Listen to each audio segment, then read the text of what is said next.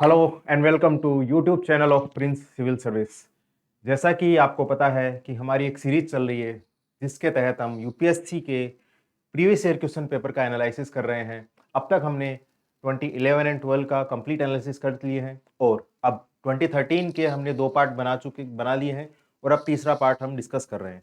लेकिन इसके पहले एक इम्पोर्टेंट इन्फॉर्मेशन आपके लिए, प्रिंस सिविल सर्विस आपके लिए स्कॉलरशिप कम एडमिशन टेस्ट लेकर आया है जो कि 16 अप्रैल को ऑनलाइन एग्जाम के फॉर्म में होगा, जिसको देकर आप इस सिविल सर्विस जैसे प्रेस्टिजियस एग्जाम की प्रिपरेशन कर सकते हैं ग्रेजुएशन के साथ में प्रिंस सिविल सर्विस में एडमिशन पाकर। चलिए अब शुरू करते हैं हमारा डिस्कशन। अब तक हमने 2013 के क्वेश्चन 10 क्वेश्चन हमने डिस्कस कर लिए हैं। उसके आगे हमको डिस्कस करना है। क्वेश्चन ये है कि अगर हम डिस्कस देखें, क्वेश्चन ये कहता है कि बैलेंस ऑफ पेमेंट, किसी भी कंट्री के बैलेंस ऑफ पेमेंट को हम कैसे डिफाइन करेंगे। तो सबसे पहले हम ये देखते हैं कि बैलेंस ऑफ पेमेंट एक्चुअली में है क्या। दूसरा, उस बैलेंस ऑफ पेमेंट के कंपोनेंट कौन कौन से हैं। अगर हमको पहले ये पता चल जाए कि बैलेंस ऑफ पेमेंट क्या है, उसके कंपोनेंट कौन कौन से हैं, तो उससे रिलेटेड जितने भी क्वेश्चंस आ रहे हैं प्रीलिम में हम अच्छे से टैकल कर सकते हैं। तो सबसे पहला ये क्वेश्चन आ जाता है कि what is the meaning of balance of payment. तो जहां पर हम बैलेंस ऑफ पेमेंट की बात करेंगे तो बैलेंस ऑफ पेमेंट को हम डिफाइन कर सकते हैं, कोई भी कंट्री, किसी भी कंट्री का एक सिस्टमेटिक रिकॉर्ड होगा ये किसी अदर कंट्री या फिर रेस्ट ऑफ द वर्ल्ड के साथ में ट्रांजेक्शन का। मतलब फॉर एग्जांपल मान लीजिए कि इंडिया, एक तरफ अपना इंडिया और दूसरी तरफ rest of the world. India से रेस्ट ऑफ द वर्ल्ड के बीच में गुड्स एंड सर्विसेज, इसके अलावा कैपिटल वगैरह और भी चीजें हैं, उनका जो ट्रांजैक्शन होगा। अब इस केस के अंदर हो सकता है इंडिया से रेस्ट ऑफ द वर्ल्ड को गुड्स एंड सर्विस एक्सपोर्ट हो, रेस्ट ऑफ द वर्ल्ड से इंडिया को गुड्स एंड सर्विस इंपोर्ट हो। ऐसे ही अगर हम बात करें कैपिटल की, तो हो सकता है इंडिया से बाहर कुछ कैपिटल जाए और India, rest of the world से इंडिया में कोई कैपिटल आए। तो इन दोनों को अगर हम मिला के कह देंगे तो इसको हम कह देंगे इन दोनों को की है balance of payment. That means India से कितना goods and service and capital export हुआ, कितना इंडिया में goods and service and capital import हुआ, उन दोनों को अगर मैनेज करके हम देखेंगे उस बैलेंस को हम कहेंगे बैलेंस ऑफ पेमेंट। अब पहली बात, डेफिनेशन क्लियर है कि किसी भी कंट्री का रेस्ट ऑफ द वर्ल्ड के साथ में एक ट्रांजैक्शन है, उस ट्रांजैक्शन को हम अगर हम शो करेंगे तो उस केस में हम ये कह देंगे that this is known as the balance of payment. तो बैलेंस ऑफ पेमेंट को डिफाइन अगर हमने किया है, बैलेंस ऑफ पेमेंट का country can be defined as the systematic statement of all economic transaction of the country with the rest of the world during a specific period. Specific period का meaning क्या हो गया यहाँ पर? Specific period का meaning हो गया कि लगभग एक साल को हम जनरली इसको लेते हैं। तो उस एक साल के अंदर किसी एक कंट्री ने बाकी के रेस्ट ऑफ द वर्ल्ड के साथ में किस तरीके से ट्रांजेक्शन किया है goods and service and capital का, उसका इंपोर्ट और एक्सपोर्ट का अगर हम गैप देखेंगे तो उसको हम कह देंगे बैलेंस ऑफ पेमेंट। अब दूसरा, उसके बाद में हम चलते हैं कंपोनेंट क्या क्या है बैलेंस ऑफ पेमेंट के। तो अगर हम कंपोनेंट की बात करें तो बैलेंस ऑफ पेमेंट दो कंपोनेंट से बना होता है। पहला जो कंपोनेंट होता है उसको हम बोलते हैं कैपिटल अकाउंट और दूसरा कंपोनेंट होता है उसको हम बोलते हैं करंट अकाउंट। तो पहले हम बात कर लेते हैं करंट अकाउंट की। करंट अकाउंट का मीनिंग क्या होगा? यहां पर करंट अकाउंट का मीनिंग होगा कि कोई भी कंट्री अगर किसी दूसरी कंट्री के साथ में गुड्स एंड सर्विस और उसके साथ में वो वाला कैपिटल, जिसको वो वाला मनी जो कि इस तरीके से ट्रांजैक्शन करता है कि उस केस के अंदर उस कंट्री के ऊपर किसी भी तरीके का भार नहीं बढ़ेगा। भार नहीं बढ़ेगा मतलब अभी समझते इस चीज को। इससे पहले हम बात करें करंट अकाउंट की, तो करंट के अंदर पूरे उस फाइनेंशियल ईयर के अंदर किस तरीके से चीजें मैनेज हो रही है। फॉर एग्जाम्पल, करंट अकाउंट के दो पार्ट होने वाले हैं। पहला पार्ट होगा जिसमें विजिबल्स, दैट मीन्स गुड्स का ट्रांजेक्शन हम देखेंगे, जो ट्रेड जिन चीजों को लेकर होता है वो वाला ट्रांजेक्शन। तो जो विजिबल वाला पार्ट है वो बनाएगा आपका, जैसे इंडिया की हम बात करें तो इंडिया क्रूड ऑयल्स को इंपोर्ट करता है, टेक्नोलॉजी जो कंप्यूटर वगैरह उनका इंपोर्ट कर रहा होता है, वेपन्स का इंपोर्ट कर रहा होता है। तो इसके अलावा एक्सपोर्ट की अगर हम बात करें इंडिया के पॉइंट ऑफ व्यू से, तो इंडिया एक्सपोर्ट कर रहा होता है बेसिकली जो आपके इंजीनियरिंग गुड्स है, स्टील है, या फिर आपका जो भी आपके जो रत्न वगैरह है, ये सब चीजें आ जाती है। ये किसके पार्ट हो जाएंगे? ये पार्ट हो जाएंगे आपके एक्सपोर्ट के। तो अब इन दोनों का जो डिफरेंस है हम देखेंगे इंडिया के सेंस के अंदर, करंट अकाउंट के विजिबल वाले पार्ट के अंदर हम गुड्स ज्यादा इंपोर्ट कर रहे हैं कंपेयर टू एक्सपोर्ट के, इस कारण से इंडिया हमेशा डेफिसिट की कंडीशन में होगा। और जो विजिबल वाला पार्ट है उसका इंपोर्ट और जो एक्सपोर्ट का डिफरेंस है इंडिया के सेंस में हमेशा नेगेटिव आएगा। इस कारण से हम कह देंगे कि इंडिया हमेशा किस कंडीशन में होगा, ट्रेड डेफिसिट की कंडीशन के अंदर। उसके बाद में दूसरा पार्ट है करंट अकाउंट का इनविजिबल पार्ट। तो इनविजिबल पार्ट की हम बात करें तो इनविजिबल पार्ट क्या होगा, यहाँ पर जो भी इंडिया जैसे सर्विस एक्सपोर्ट कर रहा है उस सर्विस को एक्सपोर्ट करने पर जो इनकम आ रही है, या फिर इंडिया की कोई कंपनी अब्रोड के अंदर है, उस अब्रोड की कंपनी इंडिया से, फॉर एग्जांपल टाटा है, टाटा ने अब्रोड में, या फिर आपकी आईबीएम है, आईबीएम सॉरी इंफोसिस है, तो ये कंपनी जो अब्रोड के अंदर है वहां पर जो प्रॉफिट जनरेट कर रही है, वहां पर जो किसी भी तरीके का डिविडेंड जनरेट कर रही है, उन दोनों का जो डिफरेंस है। और हम देखेंगे इंडिया के केस के अंदर मल्टीनेशनल कंपनीज कई सारी इंडिया में है कंपेयर टू इंडिया की कंपनी जितने बाहर है, इस कारण से इंडिया यहां पर हमेशा डेफिसिट की कंडीशन में होगा। और सर्विस वाले केस के अंदर हम देखेंगे तो इंडिया बेसिकली बीपीओ वगैरह है इसका यूज करके, जैसे कॉल सेंटर वगैरह जो बीपीओ केपीओ ये सब चलते हैं, तो उस सेंस में इंडिया हमेशा सरप्लस की कंडीशन में होगा। और तीसरा इसका पार्ट है ट्रांजेक्शन। ट्रांजेक्शन के अंदर क्या होगा, जैसे पहला है रेमिटेंस। इंडियंस कई सारे अरब कंट्रीज के अंदर रहते हैं, यूरोपियन अमेरिकन कंट्रीज में रहते हैं, तो यहाँ पर या फिर डोनेशन वगैरह जो गिफ्ट वगैरह आते हैं, तो इस कंडीशन के अंदर इंडियंस ज्यादा रहते हैं कंपेयर टू इंडिया में लोग जितने रहते हैं उसके, तो उस केस में हम कहेंगे ये वाला पार्ट है हमेशा इंडिया प्लस की कंडीशन में होगा। इन दोनों को अगर हम मिला देंगे तो हो जाएगा आपका करंट अकाउंट। दूसरा बैलेंस ऑफ पेमेंट का पार्ट है दैट इज कैपिटल अकाउंट। अब कैपिटल अकाउंट के अंदर हम देखेंगे तो इसमें तीन तरीके से इसको डिवाइड किया गया है। पहला है इन्वेस्टमेंट। इंडिया में रेस्ट ऑफ द वर्ल्ड से जो इन्वेस्टमेंट आ रहा है वो इन्वेस्टमेंट किस तरीके से आ रहा है, एफडीआई के फॉर्म में आ रहा है कि एफआईआई की फॉर्म में। एफडीआई का मीनिंग क्या होगा कि यहां पर जो इन्वेस्टमेंट हो रहा है वो इन्वेस्टमेंट किसी कंपनी के द्वारा किया जाकर उस कंपनी को प्रोडक्शन में यूज किया जाएगा। वो कंपनी उस इन्वेस्टमेंट से प्रोडक्शन करेगी, मैनेजरियल एस्पेक्ट को टैकल करेगी। दैट मींस यहां पर प्रोडक्शन एक्टिविटीज डायरेक्ट की जाएगी उस कंपनी के द्वारा, उसको हम कह देंगे एफडीआई। दूसरा है एफआईआई, इंस्टीट्यूशनल इन्वेस्टमेंट।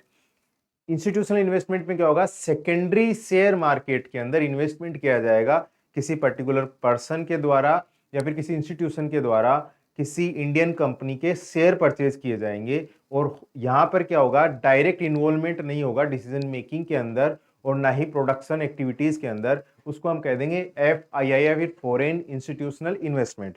इसके अलावा हम देखेंगे तो यहाँ पर क्या है, देखेंगे तो इंडिया के अंदर एफडीआई और एफआईआई कंपेयर टू ज्यादा ही होता है, तो यहाँ पर क्या आ जाएगा आपका पॉजिटिव ही रहेगा।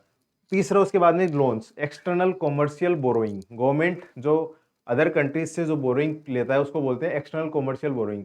और इंडिया जैसे डेवलपिंग कंट्रीज के लिए किसी न किसी फॉर्म में लोन लेना जरूरी हो जाता है। इस कारण से हम देखेंगे इंडिया जितना लोन अदर कंट्रीज को प्रोवाइड करता है उससे ज्यादा इंडिया लोन ले रहा होता है।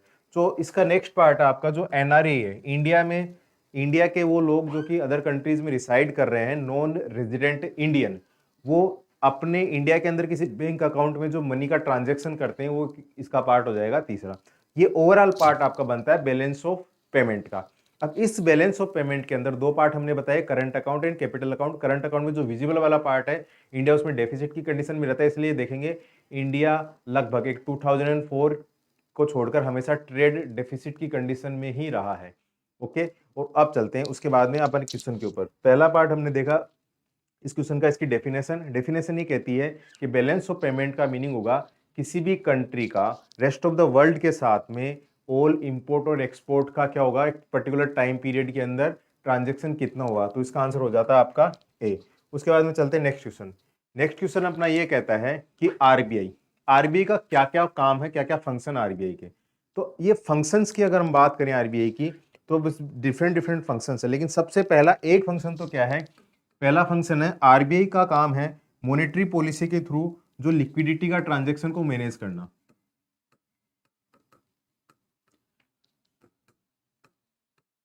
यहां पर मॉनेटरी पॉलिसी के दो पार्ट हो जाएंगे, पहला क्वांटिटेटिव और दूसरा क्वालिटेटिव।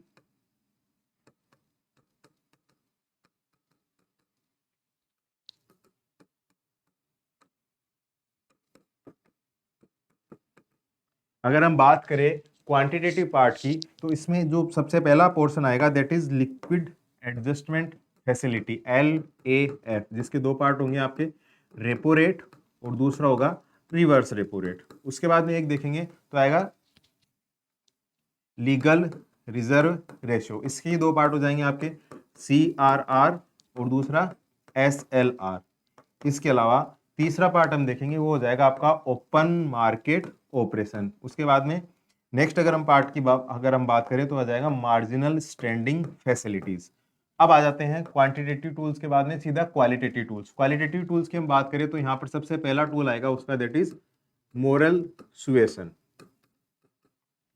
उसके बाद नेक्स्ट पार्ट आ जाएगा आपका क्रेडिट रैशनिंग। इन सब चीजों को हम डिटेल में डिस्कस करेंगे जब हम मॉनेटरी पॉलिसी की बात करेंगे, अभी मैं केवल आपको डिवीजन बता रहा हूं। और इसके अलावा और भी डिफरेंट डिफरेंट एस्पेक्ट है। क्रेडिट राशनिंग के अलावा आप हम देखेंगे जो मार्जिनल रिक्वायरमेंट, जहां पर कितना लोन है, उस लोन के अगेंस्ट जो मॉर्गेज रखा गया है, उस मॉर्गेज के ऊपर कितना लोन दिया जाएगा, ये इस चीज को शो करता है। तो मोटा मोटी ये चीजें आ जाती है इसके अंदर आपकी मॉनेटरी पॉलिसी के अंदर। और इसके अलावा आरबीआई का काम क्या है? आरबीआई का काम है जो फाइनेंशियल इंटरमीडियरीज है उनको कंट्रोल करना, उनको रेगुलेट करना, ताकि इंडिया के अंदर जो फाइनेंशियल ट्रांजैक्शन है, जो मनी सप्लाई है, उसको मैनेज कर सके। क्योंकि किसी भी कंट्री के लिए अगर हम देखेंगे तो उस कंट्री के लिए मनी सप्लाई उस कंट्री की इकोनॉमी के लिए ब्लड का काम कर रही होती है। तो अगर उस ब्लड सप्लाई को तरीके से मैनेज नहीं किया जाएगा तो उस केस में हम कह सकते हैं, जैसे ह्यूमन बॉडी के अंदर अगर ब्लड किसी भी कारण से मलाइन हो जाता है, गंदा हो जाता है, तो ह्यूमन बॉडी ढंग से फंक्शन नहीं कर पाएगी। सेम चीज अपनी इकोनॉमी के साथ में है। तो उस proper financial transaction, money supply को मैनेज करने का काम करेगी आरबीआई। और आरबीआई कंट्रोल करता है जो डिफरेंट डिफरेंट फाइनेंशियल इंटरमीडियरीज है उनको, कि जैसे कोई बैंक स्टेब्लिश करना है या नहीं करना है, बैंक को मर्ज करना है, उनका एक्सपेंशन करना है, या फिर अगर कोई बैंक प्रॉपर तरीके से फंक्शन नहीं कर रहा है, अगर जो आरबीआई या फिर गवर्नमेंट के जो सिस्टम है, उसके रेगुलेशन है, उसके अकॉर्डिंग वर्क नहीं कर रहा है, तो उसको देखना, ये सब काम किसका होगा? आरबीआई का। तो ये सब चीजों को अगर हम देखेंगे तो आरबीआई के फंक्शन काफी वाइड हो जाएंगे, स्पेशली अगर बात करें फाइनेंशियल इंटरमीडियरीज की कंडीशन के अंदर। अब आ जाते हैं इस क्वेश्चन के ऊपर। सबसे पहला हमने कहा कि आरबीआई का काम क्या है। तो सबसे पहले काम इसके अंदर कॉमर्शियल बैंक के डिफरेंट डिफरेंट मैटर्स है, लिक्विडिटी ऑफ एसेट, उनके जो एसेट्स है कॉमर्शियल बैंक के, तो उनकी लिक्विडिटी को मैनेज करना, जो मॉनेटरी पॉलिसी के थ्रू किया जाएगा, हमने बताया है। दूसरा उसके ब्रांच का एक्सपेंशन है, मर्जर है, जैसे अभी हम देखेंगे तो गवर्नमेंट ने जो भी डिसीजन लिया था पब्लिक सेक्टर बैंक्स को मर्ज करने का, तो उसको मैनेज कौन कर रहा है? आरबीआई। कोई नई ब्रांच अगर ओपन हो रही है तो जैसे आरबीआई ने रूल बना रखा है फाइनेंशियल इंक्लूजन के लिए कि लगभग जो भी बैंक्स है, जो नए बैंक आ रहे हैं, उनके 25% ब्रांच रूरल एरिया के अंदर होनी चाहिए, स्पेशली जो पेमेंट बैंक वगैरह है या फिर जो आपका स्मॉल बैंक, इनकी बात करें तो। इसके अलावा कोई बैंक अगर ढंग से वर्क नहीं कर रहा होता है तो उस बैंक के लाइसेंस को रद्द कर देने का काम भी कौन करेगा? आरबीआई। इस केस के अंदर इस क्वेश्चन का आंसर क्या हो जाएगा? All of the above, that is 1 2 3 and 4। अब चलते हैं नेक्स्ट क्वेश्चन की ओर। अपना नेक्स्ट क्वेश्चन वापस बैलेंस ऑफ पेमेंट के ऊपर ही आ जाता है। बैलेंस ऑफ पेमेंट हमने डिस्कस किया था current account and capital account. तो क्वेश्चन ये पूछता है कि इनमें से कौन सा पार्ट है जो कि कैपिटल अकाउंट को शो कर रहा है। हमने देखा था कैपिटल अकाउंट के अंदर FDI, FII, that means foreign investment. दूसरा हमने देखा था external commercial borrowing, that means कि अगर अदर कंट्री से हम जो लोन ले रहे हैं वो। तीसरा हमने देखा था जो एनआरआईज के जो डिपॉजिट है वो सारी चीजें। आप देखिए एफडीआई पार्ट हो गया इसका, जी बिल्कुल है, फॉरेन डायरेक्ट इन्वेस्टमेंट है। दूसरा हमने देखा था प्राइवेट रेमिटेंस पार्ट किसका था? करंट अकाउंट का। हमने देखा जो रेमिटेंसेज है वो सारी चीजें। अब इसके अलावा तीसरा क्या पार्ट है इसका? पोर्टफोलियो। एफआईआई को क्या बोल सकते हैं हम? पोर्टफोलियो इन्वेस्टमेंट, ये भी इसका पार्ट है।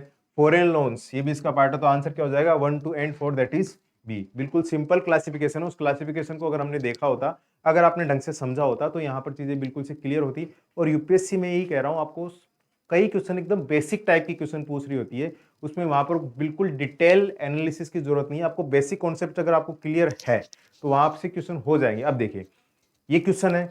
अब इसी क्वेश्चन को अगर जो हमने यहाँ पर जो एक डायग्राम फ्लो चार्ट हमने देखा था, इस फ्लो चार्ट से और क्वेश्चन हम क्या क्या हो सकता है। जैसे क्वेश्चन ये हो सकता है कि अगर हम बात करें ट्रेड डेफिसिट की, तो इंडिया में ज्यादातर ट्रेड डेफिसिट देखा गया है। तो ट्रेड डेफिसिट में कौन कौन से पार्ट काउंट होंगे, कौन कौन से सर्विस।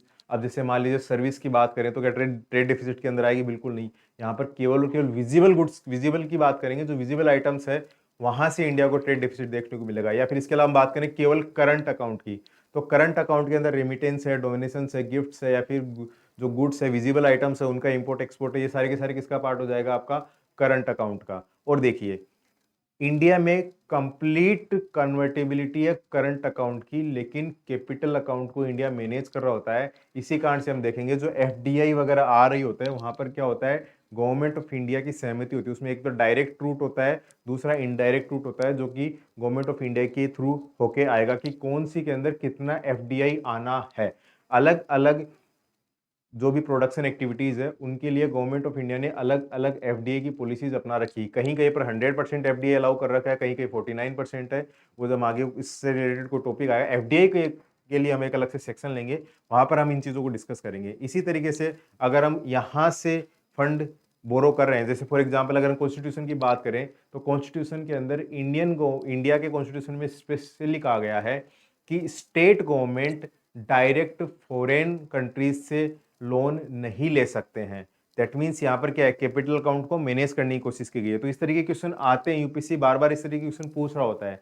एनआरआईज की डिपॉजिट आ रही होती है, तो इकोनॉमिक सर्वे में चीजें दी हुई होती है कि जनरली जैसे हम बात करें रेमिटेंस की, तो इंडिया में रेमिटेंस वर्ल्ड में सबसे ज्यादा टॉप पोजीशन पे रहता है। इंडिया नंबर 1 रैंक पे रहता है लगभग अभी तक, क्योंकि इंडियंस कई सारे ऐसे हैं जो कि बाहर काम कर रहे हैं एज ए लेबर या फिर एज ए स्किल्ड लेबर की फॉर्म में। तो उस केस के अंदर क्वेश्चन ये भी आ सकता है कि इंडिया के अंदर रेमिटेंस का क्या रैंक है, या फिर रेमिटेंस किसे कहते हैं, या फिर रेमिटेंस किसका पार्ट है। ये सब चीजें आपकी इससे क्वेश्चन डिफरेंट डिफरेंट हम बना सकते हैं। अब चलते हैं नेक्स्ट क्वेश्चन की ओर। अगला क्वेश्चन हमारा ये कहता है कि ओपन मार्केट ऑपरेशन, अभी हमने डिस्कस किया था आरबीआई की मॉनेटरी पॉलिसी टूल्स के अंदर। तो मॉनेटरी पॉलिसी टूल्स का काम क्या है, मार्केट के अंदर जो मनी सप्लाई है उसको मैनेज करना। यहाँ पर मनी सप्लाई क्वांटिटेटिव और क्वालिटेटिव एस्पेक्ट हमने डिस्कस किया है। क्वांटिटेटिव का मीनिंग है कि टोटल कितना क्वांटिटी है, यहाँ पर कोई डिफरेंस क्रिएट नहीं होगा कौन से में मनी सप्लाई ज्यादा होगा कौन से में कम होगा, पूरी इकोनॉमी पर इसका इंपैक्ट आएगा। लेकिन अगर बात करेंगे क्वालिटेटिव एस्पेक्ट की, तो वहां पर किस पर्पज से आप लोन ले रहे हो। फॉर एग्जांपल जैसे हम बात करें क्वालिटेटिव एस्पेक्ट में, एक एस्पेक्ट है वो आपका क्रेडिट राशनिंग के अंदर प्रायोरिटी सेक्टर लेंडिंग की। गवर्नमेंट ने, आरबीआई ने रूल बना रखा है कि जो बैंक्स है अपने टोटल लोन्स का एटलीस्ट 40% इन प्रायोरिटी सेक्टर को देंगे ही देंगे, अपने लोन्स में उनको प्रायोरिटीज देंगे और उनको उतना लोन देना ही पड़ेगा उन सेक्टर को। तो उसको हम कह देंगे प्रायोरिटी सेक्टर लेंडिंग। तो वहां पर क्या है, वो जो लोन है उसको डायरेक्शन दिया जा रहा है, उसकी क्वालिटी डिसाइड हो रही है, तो उसको हम कह देंगे क्वालिटेटिव टूल्स। तो अब हम जो बात कर रहे हैं वो कर रहे हैं क्वांटिटेटिव टूल्स में। हमने एक देखा था ओपन मार्केट ऑपरेशन। अब क्वेश्चन डायरेक्ट ही आता है कि ओपन मार्केट ऑपरेशन है, तो अब हम ये देखते हैं कि ओपन मार्केट ऑपरेशन होता क्या है। ओपन मार्केट ऑपरेशन का मीनिंग क्या होगा कि हम बात करें आरबीआई की, तो गवर्नमेंट के बिहाफ से आरबीआई क्या करता है, जो गवर्नमेंट सिक्योरिटीज है या फिर बॉन्ड है, उन बॉन्ड्स को मार्केट के अंदर या तो वो सेल कर रहा होता है या फिर परचेज कर रहा होता है। अगर आरबीआई गवर्नमेंट सिक्योरिटीज या फिर बॉन्ड को मार्केट में सेल कर रहा है, दैट मींस आरबीआई उन डॉक्यूमेंट्स को सेल करके उनके बिहाफ से क्या कर रहा है, मनी ले रहा है। और इस केस के अंदर मार्केट में क्या हो जाएगा, लिक्विडिटी कम हो जाएगा, मनी सप्लाई कम हो जाएगा। और अगर आरबीआई परचेज कर रहा है तो उस केस में हम ये कहेंगे कि इस केस के अंदर मार्केट के अंदर क्या होगा, लिक्विडिटी बढ़ जाएगा, पहली बात।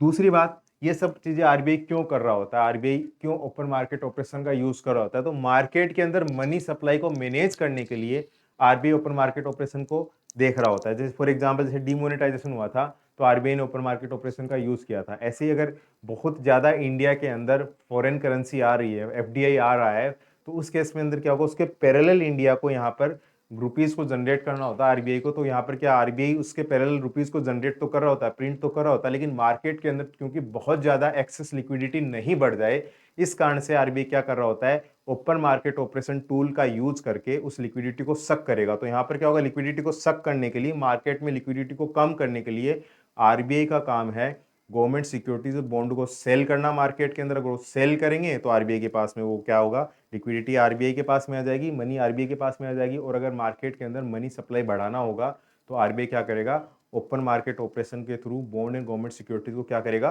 परचेज कर रहा होगा। ये इसका कॉन्सेप्ट है। अब चलते हैं अपने इस क्वेश्चन के ऊपर। यहाँ पर क्वेश्चन ये है, in the context of Indian economy open market operation refers to, सीधी सी बात है, जो गवर्नमेंट के बॉन्ड है और जो भी अदर चीजें हैं उनको सेल और परचेज करना, दैट इज सी। क्लियर है। उसके बाद में चलते हैं अपने क्वेश्चन, नेक्स्ट क्वेश्चन के ऊपर। ये अभी हमने डिस्कस कर लिया था कौन कौन से टूल्स आते हैं। उसके बाद नेक्स्ट क्वेश्चन है कि किसी भी कंट्री की हम बात करें तो किसी कंट्री का नेशनल इनकम क्या होगा। देखिए दो तीन चीजें हैं, एक तो होता है डोमेस्टिक इनकम, एक होता है नेशनल इनकम। दोनों में डिफरेंस क्या है, एक तो होता है जैसे जीडीपी, या फिर बहुत टेक्निकल डिटेल में हम नहीं जाएंगे, और एक होता है जीएनपी। डोमेस्टिक प्रोडक्ट का मीनिंग क्या होगा, डोमेस्टिक प्रोडक्ट का मीनिंग होगा कि जैसे मान लो कोई कंट्री है, ये उस कंट्री का ज्योग्राफिकल बाउंड्री है, इस ज्योग्राफिकल बाउंड्री के अंदर उस कंट्री के ज्योग्राफिकल बाउंड्री में कोई भी प्रोडक्शन एक्टिविटीज हो, कोई भी इकोनॉमिक एक्टिविटीज हो, भले ही वो किसी उस कंट्री के नेशनल के द्वारा किया जाए या फिर उस कंट्री किसी अदर कंट्री के नेशनल्स के द्वारा किया जाए, तो उस केस के अंदर हम इसको कह देंगे जीडीपी। मतलब उस कंट्री में रहने वाला, उस एरिया में कोई भी व्यक्ति, चाहिए वो इंडिया का नेशनल पर्सन हो या फिर अदर कंट्री का हो, लेकिन उस एरिया में अगर वो प्रोडक्शन कर रहा है, इकोनॉमिक एक्टिविटीज कर रहा है, तो इसको हम कह देंगे जीडीपी। लेकिन जीएनपी की हम बात करें तो जीएनपी के केस में क्या होगा, यहाँ पर जैसे जीडीपी के केस के अंदर इस एरिया के अंदर जितना गुड्स एंड सर्विस प्रोड्यूस हुआ है उसमें से हम क्या करेंगे, जैसे मान लेते हैं यहाँ पर 100 रुपीज का गुड्स एंड सर्विस प्रोड्यूस हुआ, ऐसे ही चलो दूसरा है किसी दूसरे कंट्री, फॉर एग्जांपल मान लेते हैं कि सारे के सारे यहाँ पर इन्होंने किया, किसी इंडिया के किसी व्यक्ति ने यूएसए के अंदर जाके क्या किया, प्रोडक्शन किया, तो वो जितना वहां पर प्रोडक्शन होगा उसका पार्ट हो जाएगा। तो वहां पर टोटल प्रोडक्शन हुआ है, यहाँ पर हम मान लेते हैं 200 रुपीज का। अब देखिए मान लेते हैं इसके साथ में जो 100 रुपीज का इंडिया में प्रोडक्शन हुआ है, इस 100 रुपीज के अंदर एक पार्ट है 80 रुपीज का, जो कि इंडिया के लोगों के द्वारा ही इंडिया में किया गया है, और बाकी के जो 20 रुपीज है जो कि यूएसए के लोगों के द्वारा इंडिया में किया गया है।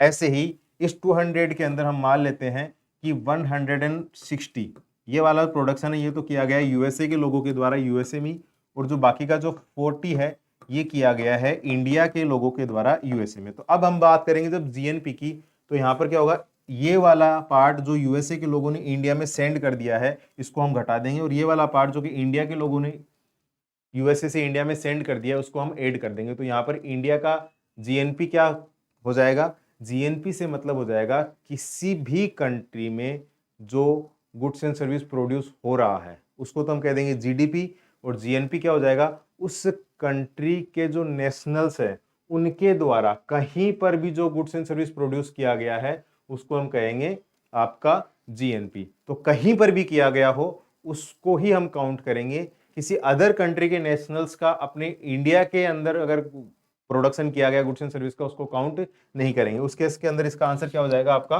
पहला। चलिए उसके बाद हम चलते हैं नेक्स्ट क्वेश्चन की ओर, ये उसका डेफिनेशन है।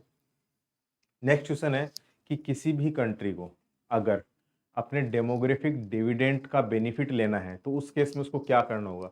तो सबसे पहले हमको यह समझना है कि डेमोग्राफिक डिविडेंड का मीनिंग क्या होगा। देखिए डेमोग्राफिक डिविडेंड का मीनिंग होता है अगर किसी कंट्री के अंदर जो वर्किंग एज पॉपुलेशन है, वर्किंग एज पॉपुलेशन का प्रोपोर्शन अगर ज्यादा हो जाएगा डिपेंडेंट पॉपुलेशन से, दैट मींस डिपेंडेंट पॉपुलेशन कौन सी होगी, डिपेंडेंट पॉपुलेशन होगी कि जैसे लेसर देन 15 ईयर और ग्रेटर देन 59 फिर 64 ईयर, तो ये डिपेंडेंट पॉपुलेशन। तो अगर किसी कंट्री में वर्किंग एज पॉपुलेशन, और ये वर्किंग एज पॉपुलेशन का मीनिंग क्या हो गया, 15 to 64 ईयर, इस एज ग्रुप के लोग अगर ज्यादा होंगे तो यहाँ पर हम कह देंगे कि इंडिया के पास में डेमोग्राफिक डिविडेंड की कंडीशन बन रही है। लेकिन इसके लिए क्या जरूरी है, डेमोग्राफिक डिविडेंड को भुनाने के लिए, उसका बेनिफिट लेने के लिए क्या जरूरी है कि ये जो वर्किंग एज पॉपुलेशन है इसके पास में एम्प्लॉयमेंट हो। तो डेमोग्राफिक डिविडेंड का आउटपुट किस फॉर्म में आता है, किसी भी कंट्री के पास में अगर इस एज ग्रुप के लोग हैं, 15 to 64 एज ग्रुप के अगर लोग हैं किसी भी कंट्री के पास में, तो उस केस में हम कह सकते हैं कि वहां पर डेमोग्राफिक डिविडेंड की कंडीशन बन रही है, लेकिन इसको भुनाने के लिए सबसे जरूरी चीज है कि इस एज ग्रुप के पास में क्या हो, स्किल हो, इस एज ग्रुप के पास में क्या हो, एम्प्लॉयमेंट हो। इस एज ग्रुप को स्किल और एम्प्लॉयमेंट के लिए सब क्या जो चीजें जरूरी है, इनके पास में प्रॉपर एजुकेशन हो, प्रॉपर हेल्थ इंफ्रास्ट्रक्चर हो।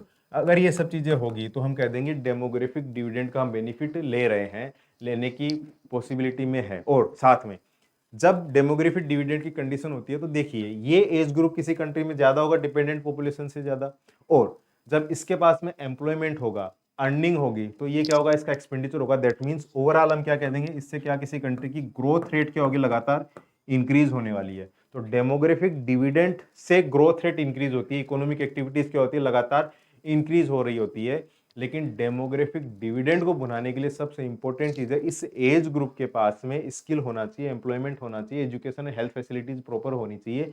तब कहीं जाके हम इस डेमोग्राफिक डिविडेंड को हम क्या कर सकते हैं, भुना सकते हैं। अब आ जाते हैं अपनी इसी क्वेश्चन के ऊपर। क्वेश्चन ये कहता है कि इंडिया के अंदर जो डेमोग्राफिक डिविडेंड की कंडीशन है, इस डेमोग्राफिक डिविडेंड की कंडीशन का हम सबसे ज्यादा बेनिफिट किस तरीके से ले सकते हैं। तो देखिए हमने कहा कि अगर ज्यादा से ज्यादा हमारे पास में इसको भुनाने के लिए प्रॉपर स्किल होगा लोगों के पास में, तो हम कहेंगे कि हाँ हम इसको यूज कर सकते हैं। देखिए सोशल सिक्योरिटी स्कीम भी इसका एक एस्पेक्ट है, लेकिन ज्यादा अगर स्किल होगा, जितना ज्यादा स्किल होगा उतने ज्यादा इकोनॉमिक एक्टिविटीज में इंडल्ज होंगे, क्योंकि सोशल सिक्योरिटी स्कीम में तो less than 15 year, greater than 64 year भी को भी हम काउंट कर सकते हैं। ठीक है, इसके अलावा लोअर या फिर रिड्यूसिंग इन्फेंट मोर्टेलिटी रेट, ये तो डेमोग्राफिक डिविडेंड को अटेन करने के लिए एक जरूरी चीज है।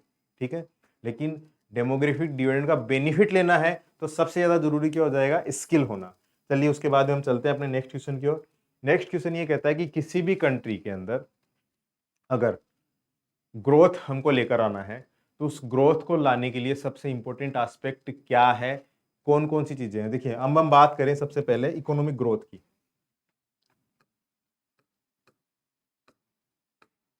ग्रोथ डिपेंड करता है आपके फैक्टर ऑफ प्रोडक्शन के ऊपर, और ये जो फैक्टर ऑफ प्रोडक्शन है, ये चार चीजें इसके अंदर आती है। लैंड, लैंड का मीनिंग क्या हो जाएगा आपका, कोई भी नेचुरल रिसोर्स। लेबर, तीसरा कैपिटल, और चौथा आपका है एंटरप्रेन्योर। अब देखिए किसी कंट्री के पास में नेचुरल रिसोर्स है, पॉसिबिलिटी है ग्रोथ हो, लेकिन इस नेचुरल रिसोर्स को यूज भी करना चाहिए। उसके पास में वो क्वालिटी, वो टेक्नोलॉजी होनी चाहिए कि इस नेचुरल रिसोर्स का वो यूज कर सके। तो उसके लिए भी क्या चाहिए, उसको इन्वेस्टमेंट चाहिए। इन्वेस्टमेंट है तो नेचुरल रिसोर्स को यूज करने के लिए टेक्नोलॉजी आएगी। दूसरा, अगर हम बात करें लेबर की, तो लेबर को जब तक हम स्किल नहीं बनाएंगे, जो वर्किंग एज पॉपुलेशन है, उस वर्किंग एज पॉपुलेशन के साथ में अगर हम स्किल नहीं जोड़ेंगे, तब तक वो क्या है, इकोनॉमिक एक्टिविटीज में प्रॉपर तरीके से अपना कंट्रीब्यूशन नहीं दे पाएगी। और जब हमको उसको लेबर को स्किल बनाना है, तो स्किल बनाने के लिए भी सबसे इंपॉर्टेंट एस्पेक्ट क्या हो जाता है, आपका इन्वेस्टमेंट चाहिए। तीसरा, जब हम बात करें कैपिटल, कैपिटल तो अपने आप में है ही इन्वेस्टमेंट, जितना ज्यादा इन्वेस्टमेंट होगा उतना ही ज्यादा क्या होगा, आउटपुट होगा। चौथा है एंटरप्रेन्योर। एंटरप्रेन्योर के पास में भी, कोई भी एंटरप्रेन्योर है, आपके पास में कैपेबिलिटी है, आपके पास में स्किल है, आपके पास में रिस्क टेकिंग कैपेसिटी है, लेकिन इस सब के लिए भी क्या चाहिए, अगर आपको एंटरप्रेन्योर बनना है तो उसके लिए भी आपको क्या चाहिए, कैपिटल चाहिए। तो सबसे इंपॉर्टेंट एस्पेक्ट अगर हम बात करें ग्रोथ की, तो सबसे इंपॉर्टेंट एस्पेक्ट क्या हो जाएगा, आपका कैपिटल। अब आ जाते हैं अपने क्वेश्चन के ऊपर। क्वेश्चन का आंसर तो सीधी सी बात है कि अगर हमको किसी भी कंट्री को इकोनॉमिक ग्रोथ अगर लेकर आना है, तो उस केस के अंदर हमारा आंसर तो आ जाएगा आपका कैपिटल फॉर्मेशन ज्यादा से ज्यादा होना चाहिए। लेकिन बाकी के ऑप्शंस को भी हम देखते हैं। किसी कंट्री के अंदर पॉपुलेशन अगर ग्रो कर रही है, तो केवल पॉपुलेशन के ग्रो करने से क्या उस कंट्री के अंदर इकोनॉमिक ग्रोथ आ जाएगा। इंडिया का पॉपुलेशन इस समय टॉप मोस्ट है वर्ल्ड के अंदर, लेकिन क्या इसका मतलब इंडिया सबसे ज्यादा ग्रो कर रहा है वर्ल्ड के अंदर? बिल्कुल नहीं, क्योंकि हमने कहा लेबर या फिर वर्कफोर्स तो हो गया, लेकिन उस वर्कफोर्स को जब तक हम भुना नहीं लेते हैं, उसके स्किल में डेवलपमेंट नहीं कर लेते हैं, तब तक इस पॉपुलेशन को यूज नहीं है। और अगर ये पॉपुलेशन बढ़ती जा रही है, उसके पास में स्किल नहीं है, उनके पास में एम्प्लॉयमेंट नहीं है, तो यही पॉपुलेशन एक डेंजरस सिचुएशन क्रिएट कर सकती है। उसके बाद में आप चलते हैं दूसरे ऑप्शन की ओर। दूसरा ऑप्शन है कि जो volume of trade world economy के साथ में, अगर पूरा वर्ल्ड के अंदर ट्रेड अगर इंक्रीज हो जाता है, तो उस केस के अंदर क्या उसका इकोनॉमिक ग्रोथ बढ़ जाएगा। पॉसिबल है, लेकिन कई बार क्या होता है कि किसी इंटरनेशनल लेवल पर ट्रेड बढ़ने से उस कंट्री का कंट्रीब्यूशन भी हो सकता है उसमें हो, लेकिन यहाँ पर हो सकता है वो कंट्री ट्रेड डेफिसिट की कंडीशन में हो, वो लगातार इंपोर्ट ही कर रहा हो, जितना एक्सपोर्ट कर रहा हो उससे ज़्यादा इंपोर्ट कर रहा है, तो उस कंट्री के लिए ग्रोथ की सिचुएशन नहीं आएगी। तो इसलिए ये ऑप्शन भी क्या हो जाएगा आपका, कट हो जाएगा। ये ऑप्शन भी आपका क्या हो जाएगा, कट हो जाएगा। तो उसके बाद में तीसरा टेक्निकल प्रोग्रेस। इंटरनेशनल लेवल पर अगर टेक्निकल प्रोग्रेस बढ़ रही होती है तो इस टेक्निकल प्रोग्रेस के कारण क्या हो रहा होता है कि पॉसिबल है कि वो टेक्निकल प्रोग्रेस उस कंट्री में भी टेक्निकल या फिर इनोवेशन के फॉर्म में आए। लेकिन यहाँ पर एक इंपॉर्टेंट चीज क्या हो जाती है, यहाँ पर भी इंपॉर्टेंट चीज हो जाती है, उसके लिए भी उनको क्या चाहिए, पहले कैपिटल चाहिए। अगर उनके पास में कैपिटल है तो इन्वेस्टमेंट होगा, और इन्वेस्टमेंट है तो टेक्निकल प्रोग्रेस के ऊपर, टेक्नोलॉजी के ऊपर भी क्या हो सकता है, इन्वेस्टमेंट हो सकता है। इस केस में हम कहेंगे सबसे अप्रोप्रिएट आंसर आपका क्या हो जाएगा, दैट इज कैपिटल फॉर्मेशन। एक क्वेश्चन की मैं स्लाइड बनाना भूल गया, तो मैं हम उस क्वेश्चन को ऐसे ही डिस्कस कर लेते हैं। कुछ कंपोनेंट है जैसे करेंसी, दूसरा है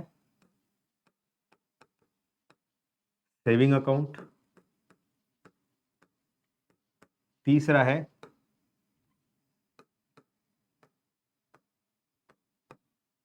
करंट अकाउंट, या फिर इसको हम कह देंगे डिमांड डिपॉजिट।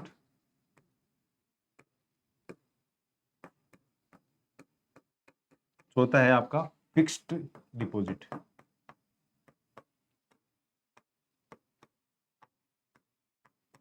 अब इन चारों चीजों की बात करें तो क्वेश्चन ये पूछा गया था यूपीएससी के द्वारा कि इन चारों में से हम इसको नंबर दे देते हैं 1, 2, 3 और 4। इन चारों में से जो लिक्विडिटी है,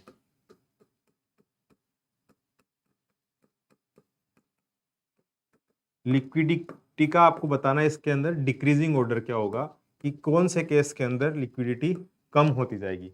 तो सबसे पहले हमको ये देखना है कि लिक्विडिटी का मीनिंग क्या होगा। लिक्विडिटी का मीनिंग होगा जब भी आप मार्केट से कुछ परचेज कर रहे हो, तो किसी भी कंडीशन के अंदर जब आप मार्केट से कोई चीज परचेज करना चाह रहे हो, कोई गुड्स और सर्विस परचेज करना चाह रहे हो, जितना जल्दी उस गुड्स और सर्विस को परचेज करने के लिए आप जिसका जितना बेहतर तरीके से जितना जल्दी यूज कर सकते हो, उस केस में हम कहेंगे सबसे ज्यादा उसकी लिक्विडिटी होगी। अब जैसे सबसे पहले हम बात करें करेंसी की, अगर आपके पास में करेंसी है तो अगर लीगल टेंडर वो है तो उस केस के अंदर आप वहां पर जाओगे, कहीं पर भी आप गुड्स एंड सर्विस परचेज कर रहे हो तो सबसे आसानी से आप उसको यूज कर सकते हो। दैट मीन्स सबसे ज्यादा लिक्विडिटी किसकी हो जाएगी, करेंसी की। उसके बाद में दो पार्ट आ जाते हैं, एक तो करंट अकाउंट, दूसरा सेविंग अकाउंट। तो करंट डिपॉजिट क्या होता है, यहाँ पर आपने बैंक में जितना भी मनी डिपॉजिट किया उसका सारे को आप यूज कर सकते हो बिना किसी चार्ज के। लेकिन सेविंग अकाउंट के केस में क्या होगा, आपको मिनिमम बैलेंस रखना होता है। जनरली कुछ एक नो फ्रिल अकाउंट होते हैं, लेकिन वो जनरल सेंस में नहीं, स्पेशल इसीलिए उनका नाम दिया गया नो फ्रिल अकाउंट। तो यहाँ पर क्या होगा, जो सेविंग अकाउंट है उसमें आप कंप्लीट मनी का अगर आप यूज कर लेते हो, तो अगर आपने उस टाइम पीरियड के अंदर उस मिनिमम बैलेंस को नहीं रखा तो आपके ऊपर क्या लग जाएगा, आपको ऊपर पेनल्टी लग जाएगी। लेकिन करंट अकाउंट के केस में ऐसा नहीं। इस कारण से हम कहेंगे करंट अकाउंट को आप ज्यादा बेटर तरीके से यूज कर सकते हो कंपेयर टू सेविंग अकाउंट। तो उस केस के अंदर करंट अकाउंट की लिक्विडिटी ज्यादा हो जाएगी, सेविंग अकाउंट की उससे कम हो जाएगी। जबकि बात करें फिक्स्ड डिपॉजिट की, तो फिक्स्ड डिपॉजिट का केस ऐसा है कि यहां पर आपको एक टाइम पीरियड होता है, 1 साल, 2 साल, 5 साल, 7 साल। उस टाइम पीरियड के पहले आप उस मनी का यूज नहीं कर सकते हो। अगर आपने उस टाइम पीरियड से पहले उस मनी का अगर यूज कर लिया तो उस केस में हम ये कह सकते हैं आपको पेनल्टी देनी पड़ेगी, डायरेक्ट आप यूज नहीं कर सकते हो। ठीक है, तो उस केस में सबसे कम लिक्विडिटी किसकी हो जाएगी, आपकी फिक्स डिपॉजिट की। ये आपका 1324 इसका आंसर हो जाएगा। अब हमारा 2013 का जो यूपीएससी का सेक्शन है, prelims previous year question paper का, वो कंप्लीट होता है। नेक्स्ट हम डिस्कस करेंगे 2014 का paper.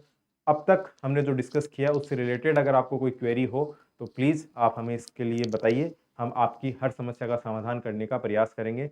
Thank you very much.